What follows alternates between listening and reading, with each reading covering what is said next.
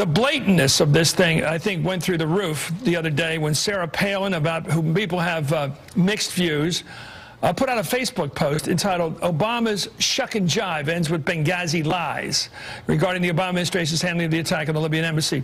You know, a dog whistle's a dog whistle, Clarence. A trumpet call is another. Shuck and Jive has a particular ethnic connection, not necessarily bad in all cases. It's slang. It doesn't mean evil. Right. But to throw it at the president as an ethnic shot, it's pretty blatant. All right, that was left-wing TV host Chris Mathews doing what he does best in this campaign. That's playing the race card. Chris, you have some explaining to do. Look what our friends over at Media Research dug up from you in 2010. You're not from the Rolling Stone, but you are from MSNBC. What has it been like as you shuck and jive, hang out with the men over there, the women over there, in uniform, risking their lives every day? How's the reaction to you, Rachel Maddow? Oh, dog whistle, trumpet call. Joining me with reaction, Fox News contributor Jacques DeGraff and Sirius XM radio host David Webb. Thoughts? Well, first of all, Shuck and Jive's a great Cajun bar in Dallas, so I guess that's a racist place.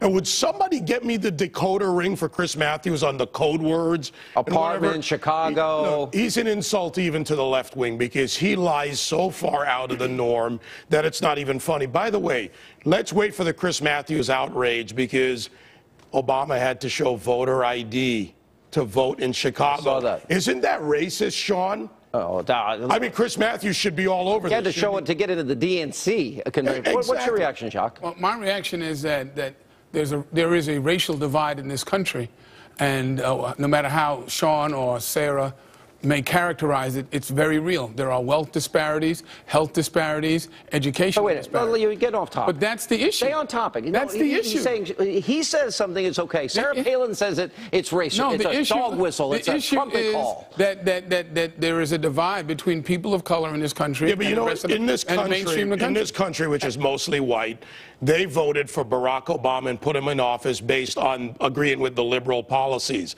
So while there are racial issues in every society, and there's real racism, this is not what about the racial divide.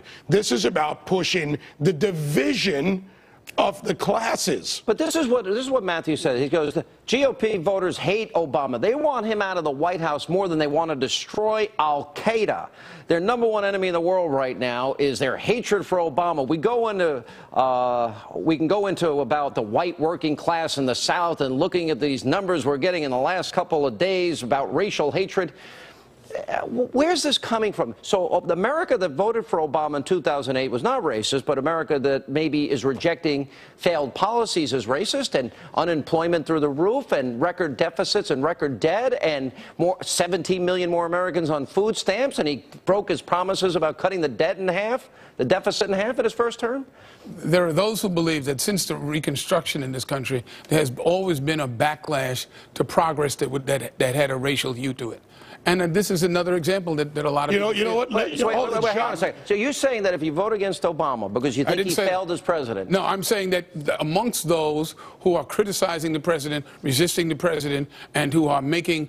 my criticism is because he's failed. I'm not, as you say, it's not a blanket statement for everyone. Jacques, you're shucking and jiving, buddy. I got news for you. The issues are policies. Hang on, trumpet call. Yeah, give me the decoder ring, Chris Mathews. It's ridiculous. There's a racial divide. There's a racial divide in America. We should be talking about Benghazi. There's a racial divide. We should be talking about the issues that matter. Why won't racial divide matter? We can do that, too. We can do that. Racial divide matters. Wait a minute, but there is real racism. When you say if the word Chicago and get accused of being racist, does it hurt in terms of combating real racial antipathy? Yes, it does. As someone who has dealt with these issues, and you know Juan Williams, mutual friend, others, we've all worked to fight these real issues of racism in this country, regardless of black, white, or any dynamic. That's what we should fight. What Chris Mathews does, he's just a lying, dishonest person. He doesn't even belong in the media. It divides the country.